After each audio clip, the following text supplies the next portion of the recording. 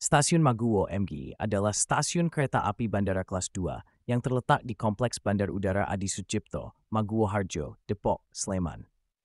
Stasiun yang terletak pada ketinggian plus 12 meter ini hanya melayani KRL Commuter Line dan merupakan stasiun aktif yang lokasinya paling timur di daerah istimewa Yogyakarta. Stasiun ini merupakan stasiun kereta api bandara pertama di Indonesia dan menjadi stasiun bandara yang dikelola KAI Commuter selain stasiun Bandara Soekarno-Hatta. Saat ini stasiun ini juga merupakan satu-satunya stasiun di Kabupaten Sleman yang melayani naik turun penumpang. Ke arah timur stasiun ini sebelum stasiun Brambanan terdapat stasiun Kalasan yang sudah tidak aktif sejak jalur ganda lintas Kuto Arjo Solo beroperasi. Untuk mendukung operasional jalur ganda di lintas tersebut, sistem persinyalan mekanik di stasiun ini diganti dengan sistem persinyalan elektrik buatan PT Land Industry yang sudah dipasang sejak tahun 2017 dan kemudian mulai dioperasikan pada tanggal 1 Oktober 2015.